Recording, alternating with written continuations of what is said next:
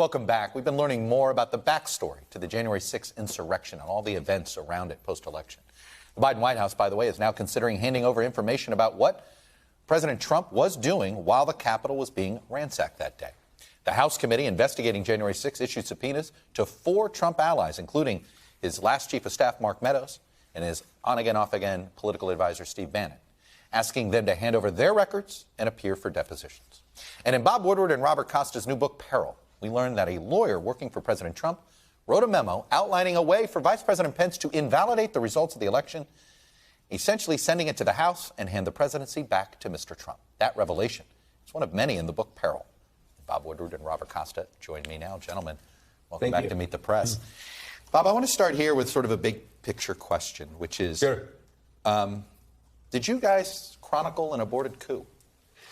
Well, I mean, there were attempts. And, of course, the core of Trump's argument is the election was stolen. And what we found in our work is 2 of the biggest Trump allies, Lindsey Graham and Senator Lee from Utah. Yeah. This is the core of Trump's support in the Senate, investigated these claims and discovered that there was absolutely nothing there. And what you see Trump and his lawyers doing, these kind of legal somersaults, right, that just hold no water with Trump's allies. And, that you can't convince Lindsey Graham and Mike Lee that the election was stolen or that there was some fraud means what we found, a weakness in the case, not just a weakness, but zero evidence.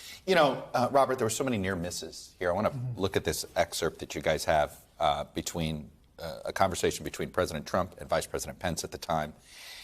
He's trying to get him to work, and he says, "If these people say you had the power, wouldn't you want to do it?" Trump asks of Pence. "I wouldn't want any one person to have that authority," Pence said. "But wouldn't it almost be cool to have that power?" Trump asked. "No," Pence said. "Look, I've read this, and I don't see a way to do it." It feels as if we weren't sure the role Mike Pence played, but was he the lone bulwark here?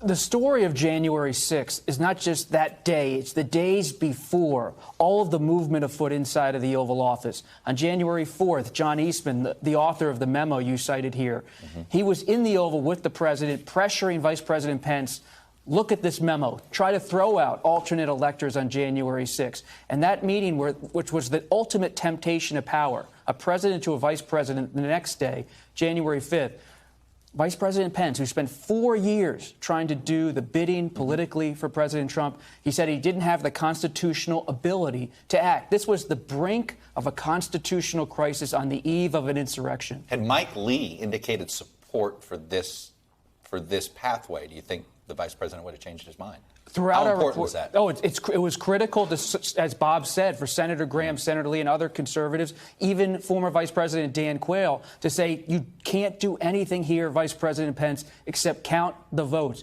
But there's so many historical counterfactuals. What could have happened if Pence went in a different direction and just walked away? Bob, the roles of Lindsey Graham and Mark Meadows here, at times it looked like they were sort of enabling President Trump's wishes on this election, and at times they seem to want to steer him away from this.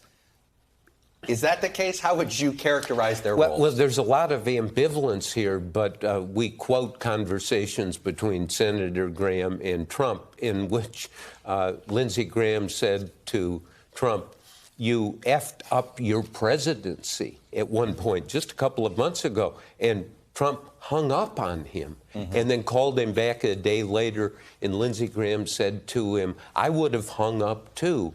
And the core conclusion that Graham has is you lost a close election. Face it. Notch it back. And now we have Trump out calling Senator Lee and Senator Graham. Somehow they folded. Trump is attacking them because they found the truth. And the truth is this was not a stolen election. And it really wasn't even that close. It wasn't even close. Yeah. But we felt an obligation to look at that, and that's how we found these memos that were written. Giuliani wrote all these memos to Lindsey Graham saying all kinds of fraudulent votes, kids voted, dead people voted, and then they looked at this. It's not there. It's debunk. You've covered President Trump since the beginning of sort of that staircase, Robert. Do you think he really believes he won? Or do you think he really believes, because I feel like the truth sort of showed up in one of the quotes in the book when he said, if I don't keep fighting, I'll lose my base. He thinks his political base is because he fights the establishment, not because of any policy enacts, right? I've learned covering President Trump and covering politics, it doesn't really matter sometimes what people think. It's what they do. And to assume nothing. In 2015, a lot of people said Donald Trump won't run. He'll never win once he announced in 2016. Well, he won.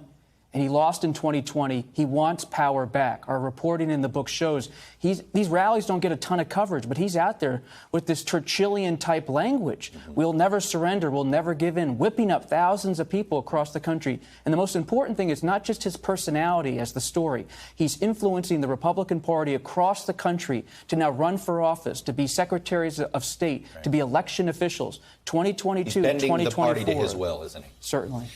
Bob, the final question I have for you, since we noted here, and the puns were necessary, all the President's Men, Final Days, in some ways, you put both books into one, in this one. Trumpian versus Nixonian. Define the two. Well, Trump has, it's what is the presidency about for the average voter out there?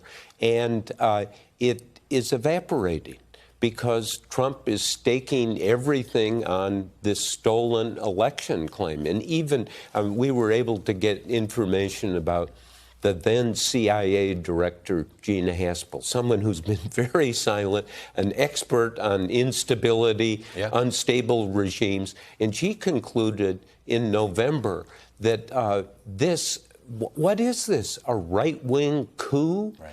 That President Trump is like a child, a 6-year-old, having a temper tantrum. So does this go beyond Nixonian? Trumpian is now bigger. To be Trumpian is worse than to be Nixonian. Well, we were in a dangerous national security moment, which we document. And nationals, if things had gone crazy with China or Russia or Iran, we discovered these countries were on alert. And, that's the edge of war and miscommunication, a pretty frightening time. And as Bob and I have talked about, when Nixon gets on the helicopter in '74, he goes away to California and stays there. Not the same dynamic this time with President Trump. No. Well, there's a reason I think you guys have an aptly named book called Peril. Let's hope we're not still at peril. Thanks for watching our YouTube channel. Follow today's top stories and breaking news by downloading the NBC News app.